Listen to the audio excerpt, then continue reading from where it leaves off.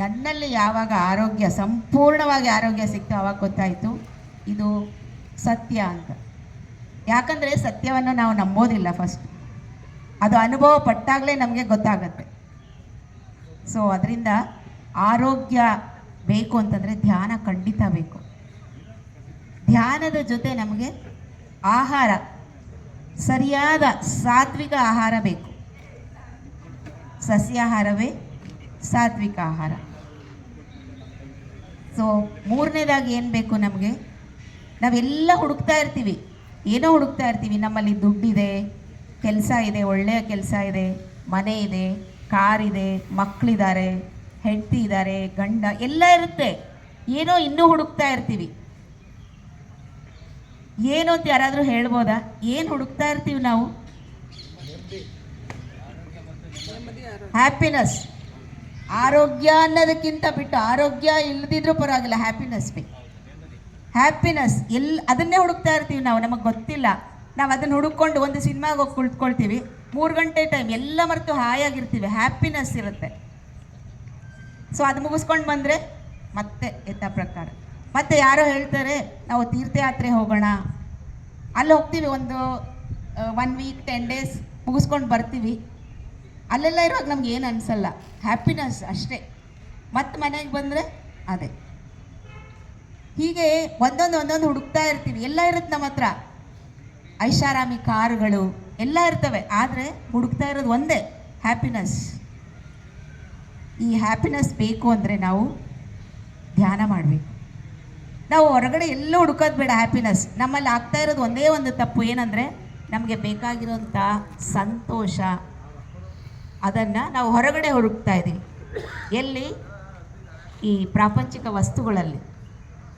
ಅದು ನಮ್ಮೊಳಗಡೆನೇ ಇದೆ, ನಾವು ಅದನ್ನು ಅನುಭವ ಪಟ್ಟಾಗ ಮಾತ್ರ ಗೊತ್ತಾಗತ್ತೆ. ನಾವು ಧ್ಯಾನ ಕೂತ್ಕೊಂಡಾಗ ಬ್ಲಿಸ್ಫುಲ್ ಸ್ಟೇಟ್ ಅಂತ ಹೇಳ್ತೀವಿ, ಮೈಂಡ್ಫುಲ್ ಸ್ಟೇಟ್ ಅಂತ ಹೇಳ್ತೀವಿ. ಅದಕ್ಕೆ ಅರ್ಥ ಹೇಳ್ತಾ ಇರ್ತೀವಿ, ಅರ್ಥ ನಾವು ಎಷ್ಟು ಅರ್ಥ ಹೇಳಿದರೂ ನಮಗೆ ಗೊತ್ತಾಗಲ್ಲ. ಅದನ್ನು ಬ್ಲಿಸ್ಫುಲ್ ಅನ್ನೋದಕ್ಕೆ ಅರ್ಥ ಅಂದರೆ ಅನುಭವ ಪಟ್ಕೊಂಡು ನೋಡಬೇಕು ನಾವು. ನಮ್ಮಲ್ಲಿ ಏನೂ ಇರಲ್ಲ, ನಮ್ಮ ದೇಹನೂ ಇರಲ್ಲ, ಖಾಲಿ ಇರ್ತೀವಿ ನಾವು, ಅದು ಬ್ಲಿಸ್ಫುಲ್ ಸ್ಟೇಟ್ ಅಂತ ಹೇಳಿದ್ರೆ. ಅದಕ್ಕೆ ನಾವು ಎಷ್ಟೋ ಹೇಳ್ತೀವಿ, ಕನ್ನಡದಲ್ಲಿ, ಇಂಗ್ಲೀಷಲ್ಲಿ ಎಷ್ಟೋ ವರ್ಡ್ಸ್ ಹೇಳಿದ್ರು ಯಾವುದಕ್ಕೂ ಸಮ ಇಲ್ಲ. ನಾವು ಅನುಭವ ಪಡ್ಕೊಂಡಾಗಲೇ ಆ ಬ್ಲಿಸ್ಫುಲ್ ಅಂದರೆ ಏನು ಅಂತ ಗೊತ್ತಾಗುತ್ತೆ. ಸೊ ಇದೆಲ್ಲ ಹೇಗೆ ಬರುತ್ತೆ ಅಂದರೆ ಧ್ಯಾನ ಬೇಕು ನಮಗೆ. ನಾವು ಧ್ಯಾನವನ್ನು ಹುಡುಕಿದ್ರೆ ನಮಗೆ ಬೇಕಾಗಿರುವಂಥ ಹ್ಯಾಪಿನೆಸ್ ಸಿಗುತ್ತೆ. ಅದು ನಮ್ಮ ಒಳಗಡೆನೇ ಇದೆ, ನಮಗೆ ಗೊತ್ತಿಲ್ಲ, ನಾವು ಹೊರಗಡೆ ಹುಡುಕ್ತಾ ಇದ್ದೀವಿ ಅಷ್ಟೇ. ಮತ್ತು ಧ್ಯಾನ ತುಂಬ ಸುಲಭ ಮಾಡೋದು.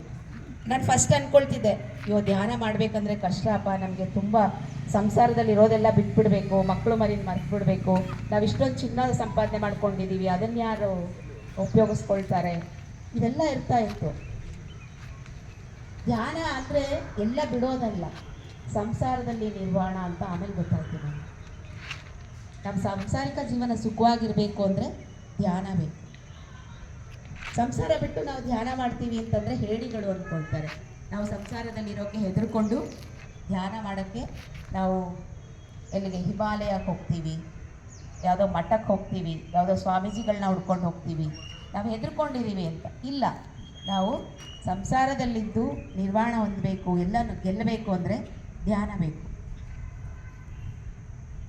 ಸೊ ಹೀಗಾಗಿ ಹಲವಾರು ಪ್ರಯೋಜನಗಳು, ಅದನ್ನು ನಾವು ಪಡ್ಕೋಬೇಕು ಅಂತ ಹೇಳಿದ್ರೆ ಧ್ಯಾನ ಮಾಡಬೇಕು.